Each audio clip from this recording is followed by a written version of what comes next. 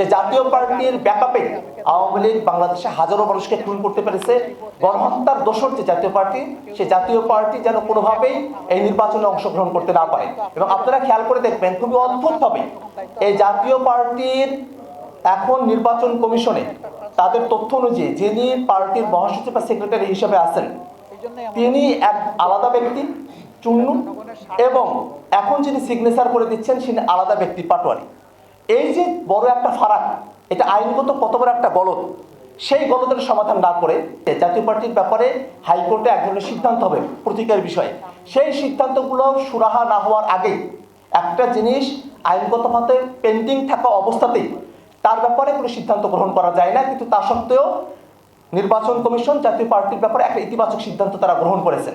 আমরা সেটার প্রতিবাদ জানাই এবং একই সাথে আমরা মনে করি যে এই জাতীয় পার্টিকে নির্বাচনে নিয়ে আসা, এটাকে কোনোভাবে আমরা সরল চোখে দেখি না। এটা আওয়ামী লীগকে পুনর্বাসন বা এক ধরনের এজেন্সির খেলা। তো বাংলাদেশের জনগণ কোনোভাবেই একটা এজেন্সির খেলার নির্বাচন বা এক ধরনের ডিজাইন ইলেকশন, এমন ধরনের কোনো পরিস্থিতি বাংলাদেশে তৈরি হোক, এটা কোনোভাবেই তারা বরদাস্ত করবে না। এবং আমরা এই স্বৈরাচারের দোষর যারা আছেন তারা যাতে ইলেকশনে পার্টিসিপেট করতে না পারেন সে ব্যাপারে আইনগতভাবে পদক্ষেপ নেওয়ার জন্য সরকার এবং নির্বাচন কমিশনের কাছে আমরা আমাদের দাবি উত্থাপন করছি।